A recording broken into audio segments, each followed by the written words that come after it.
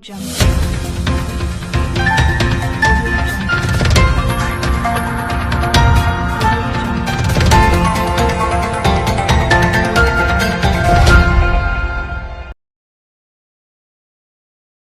News കാലാവസ്ഥാ വാർത്തയിലേക്ക് സ്വാഗതം. ഭൂമധ്യരേഖാ പ്രദേശത്തുള്ള ഇന്ത്യൻ മഹാസമുദ്രത്തിനും അതിനോട് ചേർന്നുള്ള തെക്കുപടിഞ്ഞാറൻ ബംഗാൾ ഉൾക്കടലിനും മുകളിലായി സ്ഥിതി ചെയ്തിരുന്ന ന്യൂനമർദ്ദം ചക്രവാതച്ചുഴിയായി ശക്തി കുറഞ്ഞതായി കേന്ദ്ര കാലാവസ്ഥാ നിരീക്ഷണ വിഭാഗം. ഇത് 24 മണിക്കൂറിനുള്ളിൽ വടക്കുപടിഞ്ഞാറ് ദിശയിലേക്ക് നീങ്ങി ശ്രീലങ്കൻ ഭാഗത്തേക്ക് സഞ്ചരിക്കാൻ സാധ്യതയുണ്ട്. അതേസമയം ഭൂമധ്യരേഖാ പ്രദേശത്തുള്ള ഇന്ത്യൻ മഹാസമുദ്രത്തിനും അതിനോട് ചേർന്നുള്ള തെക്കുകിഴക്കൻ ബംഗാൾ ഉൾക്കടലിനും മുകളിലായി ചക്രവാതച്ചുഴി സ്ഥിതി ചെയ്യുന്നുവെന്നും അടുത്ത 48 മണിക്കൂറിനുള്ളിൽ ഇത് ന്യൂനമർദ്ദമായി ശക്തി പ്രാപിക്കാൻ സാധ്യതയുണ്ടെന്നും കേന്ദ്ര കാലാവസ്ഥാ നിരീക്ഷണ വിഭാഗം അറിയിച്ചു.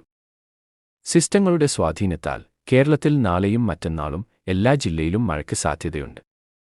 ചില ജില്ലകളിൽ ഒറ്റപ്പെട്ട ശക്തമായ മഴയ്ക്കും സാധ്യതയുണ്ടെന്നാണ് കേന്ദ്ര കാലാവസ്ഥാ നിരീക്ഷണ വിഭാഗം അറിയിച്ചിരിക്കുന്നത്. ആയതിനാൽ ജില്ലകളിൽ യെല്ലോ അലർട്ട് പ്രഖ്യാപിച്ചു. നാളെ തിരുവനന്തപുരം, കൊല്ലം, പത്തനംതിട്ട, കോട്ടയം, ഇടുക്കി ജില്ലകളിലും മറ്റന്നാൾ പത്തനംതിട്ട, കോട്ടയം, ഇടുക്കി ജില്ലകളിലുമാണ് യെല്ലോ അലർട്ട്. മഴയ്ക്കൊപ്പം ചിലയിടങ്ങളിൽ ശക്തമായ കാറ്റിനും ഇടിമിന്നലിനും സാധ്യതയുണ്ടെന്നും മുന്നറിയിപ്പുണ്ട്.